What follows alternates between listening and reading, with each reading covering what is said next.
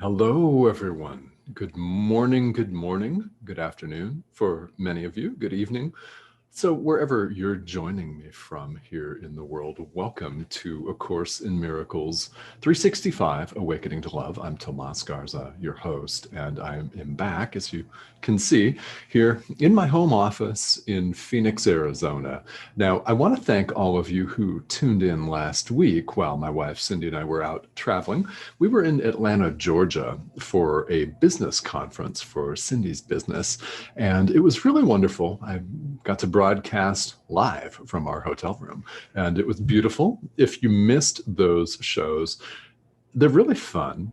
In one of them, there is a fire alarm test and drill. So you get to hear for free the very functional intercom system at the Atlanta Marriott Marquis. Who knew, right? Yeah, that's one of the beautiful things actually about doing live streams, live radio, live television, whatever it is you never know what's going to come up. I've got some really fun stories. I've had some really beautiful and fun experiences starting out in live radio. I'm a podcaster, and my very first show for the first 6 months was live on Om Times Radio, and we had barking dogs, we had doorbells ringing, we even had a train that went by in a neighborhood that I lived in with the whistle, complete with the long whistle and the sound of the cars going along the tracks. Absolutely nothing that can be done about that. It's live and it's cool. So anyway, thank you all for joining me. Now, these past episodes that I'm talking about are available on Enlightened World Network's YouTube channel. It's Enlightened World Network, and each and every show on the network has its own playlist, and this is A Course in Miracles 365 Awakening to Love. You can find all of the past episodes dating all the way back to January of this year. So this is well over 100 episodes. Today we're on lesson 136 in the workbook for students, and I would estimate that there are probably 160, 165 shows that we've done since January here. So it's been a lot of fun to be with you here on this network. And I really appreciate all of you tuning in, your comments and questions especially, because this is what I want to do as a teacher, is show up and provide a forum for some safe and hopefully fruitful dialogue here. Spiritual practice can and indeed should raise as many questions as it does answers. And as we go forward and reawaken, as we make what we call or consider to be progress or steps along the path, a lot comes up for us. So what I want to invite you to do, and I encourage you to do this, is if you have comments here, even if it's just to say hello, I would appreciate that as well.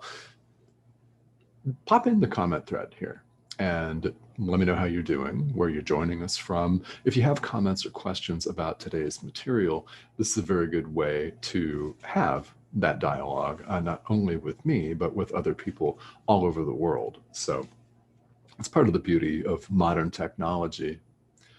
So let's use that, shall we? All right.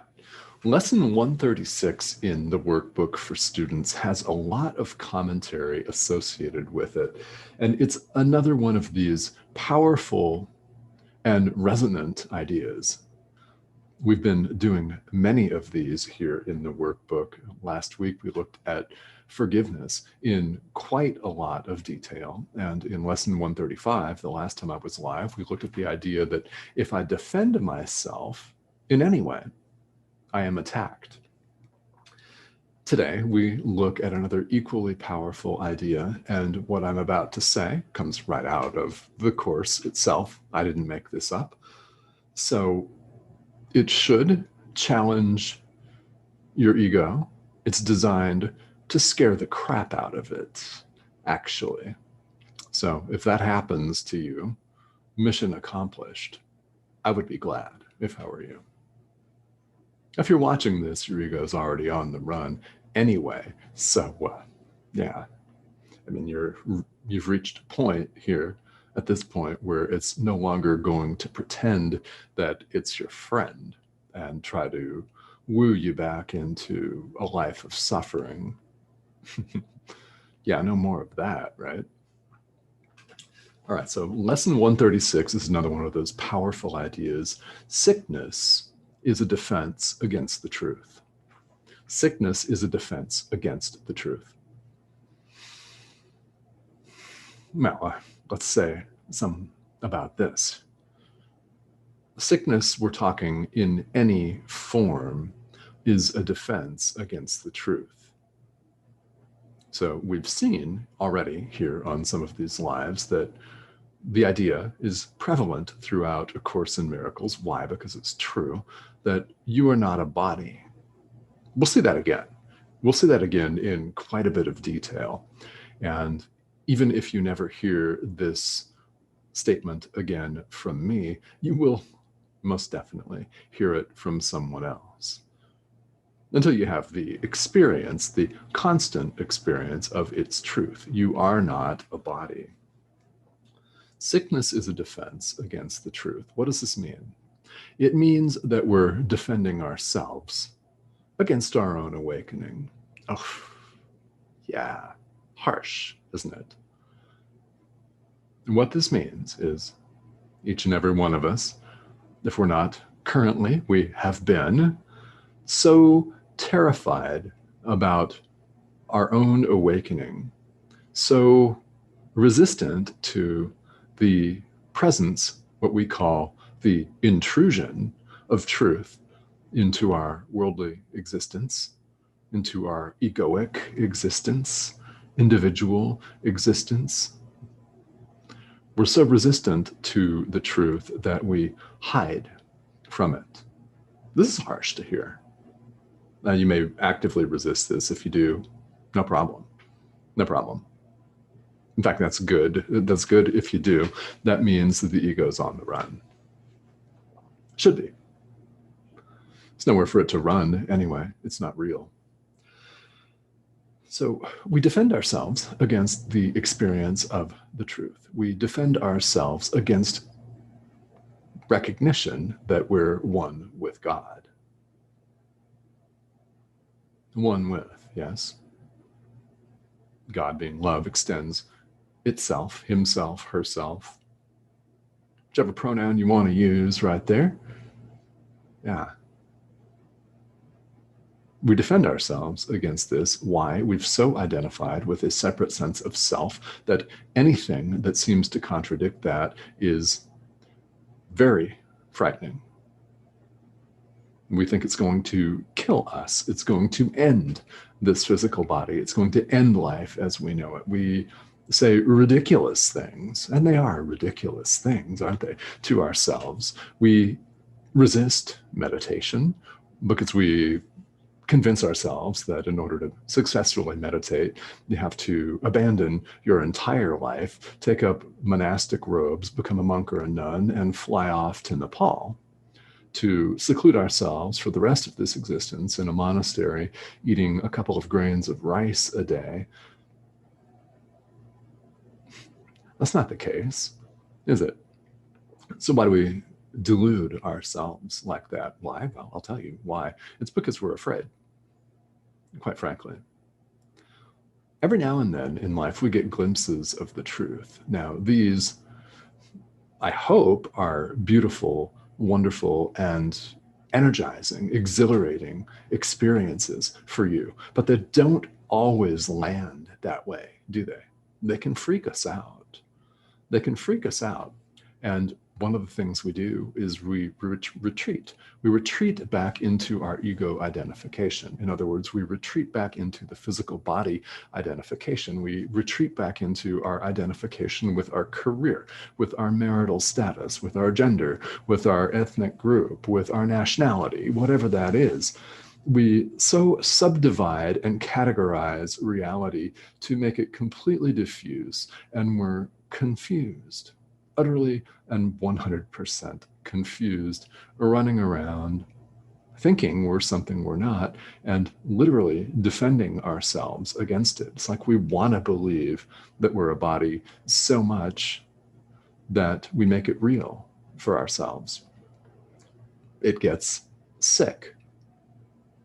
So let's think about what sickness is. If everything that we're looking at is symbolic, which by the way it is, everything we're looking at here in the world is symbolic. When we see something beautiful, it's symbolic of our wholeness. It's symbolic of our abundance as Christ. Christ is the extension of God. We, each and every one of us, are Christ, or if you prefer, from the Greek, the Christ, which is where the term came from, the extension of God.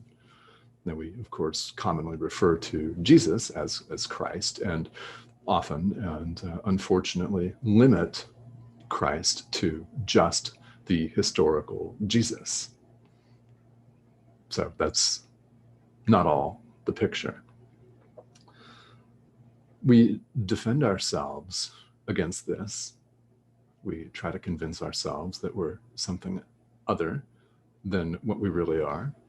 And the funny thing is, we know deep down in our hearts that we're deluding ourselves, yet everything seems so real to us. We've chosen to make it real. We made all this. We made all this. God, being perfect love, does not set us up to fail. We do that to ourselves, which can be sobering. Yeah, it's a sobering reality. However, at the same time, and I invite you to see it this way, if you're able, it's beautiful, it's empowering. Because if we made all this, we can unmake it. We can choose to see it for what it is. We see in people's attack thoughts, in supposed opposition, our own unconscious guilt and fear. What is forgiveness but an opportunity to see that and release it? Right? When we see something beautiful here in the world, rather than become attached to it and try to possess it or identify with it, we can simply tell ourselves that it's symbolic of our oneness with God. Yeah, it's symbolic of our true wholeness, our limitlessness. It's a beautiful way of looking at it. And we can literally train our minds to see it that way. We can train our minds to forgive. It does become a habit if you make the decision to do it. We always have the power of decision. So truth is what it is, and it doesn't go anywhere. We could choose not to experience it. That's what sickness is. It's a defense against the truth. Again, this is an idea that comes up again and again in the workbook for students, the idea that we're not a body. It comes up again and again. Why? Because we're going to be resistant to that. Especially at first. If this is the first time you're hearing something like this, I completely expect that it might be shocking to you. And the workbook even says right in the first couple of pages, some of these ideas you might be actively resistant to. I'm saying this with a total smile on my face and kind of laughing, because I know what that's like. I know what that's like, right? We've invested so much in the values of the world, and what has that gotten us? Really, has it gotten us true limitlessness? Has it gotten us a constant, permanent sense of our reality in God, one with God, limitless, totally loving at all times with no opposites? Of course it hasn't. It hasn't. We get glimpses. Now, it's a beautiful thing. If you've had glimpses of our reality, it can be a beautiful thing. Now, it can also freak people out. So this is why we appear to be awakening gradually. So it doesn't freak us out. Now, if you do get freaked out, all right, so be it. Everybody has been there. But through repeated spiritual practice, through repeated exposure to ideas like this, we begin to, somewhere in our minds, think, okay, there's something more to it than this. Yeah, my heart's telling me, my gut's telling me that there's something more to it than what I'm doing. There's got to be a better way. Well, there is. There is. And in the thought system of A Course in Miracles, forgiveness is that way.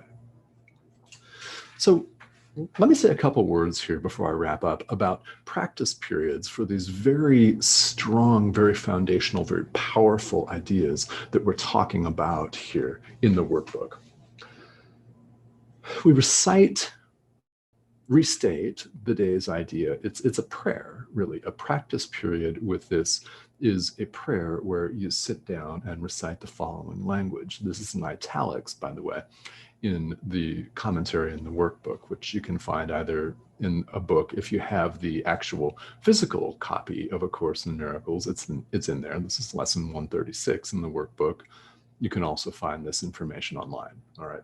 So we sit down and we recite the idea. Yeah. Sickness is a defense against the truth. I will accept the truth of what I am, and let my mind be wholly healed today. All right, sickness is a defense against the truth. I will accept the truth of what I am and let my mind be wholly healed today. And then you sit quietly. You may get answers in the form of feeling. You may have the experience of being more than your body, and you may spend a few minutes with your mind crazy and racing, thinking about tomorrow's dinner and a sales meeting that you have, or the fact that your knee hurts, or you need to itch your toe, or something like that, right? Our mind just, they don't call it monkey mind for nothing, right? It just kind of runs off. So that may be your experience. It's still of innumerable benefit. It's of great benefit even just to recite that idea. But the idea here is to sit quietly and experience this idea. This is what A Course in Miracles is about. This is what spiritual practice is about. Really, the point is not to believe something, it's to experience for ourselves who we really are. These practices help. That's why they're here, because we need to have practical experience of things for it to sink in. So we accept the truth of what we really are. I think you know what that is. Yeah. And let our minds be totally, wholly healed. So when we suffer, it's the mind that suffers. We could have aches and pains in the physical body and identify with those aches and pains, make them real and a real problem for ourselves, or we could recognize that suffering is of the mind. So just because we have aches and pains, just because we have gray hair and the physical body after a certain number of decades, right, may not have the vigor that it once did when we were 19 or something, then we don't have to suffer as a result of that. Suffering is of the mind. So healing is also of the mind. This is the level at which A Course in Miracles operates here in the world, is healing of the mind. Now, there's also a very powerful, pure, non-dual element to this. In other words, we're talking about ultimate truth here. So what's my suggestion? Well, start where you are. With forgiveness, it's start with what you feel called and capable of forgiving. Called to forgive, capable of forgiving. With this idea,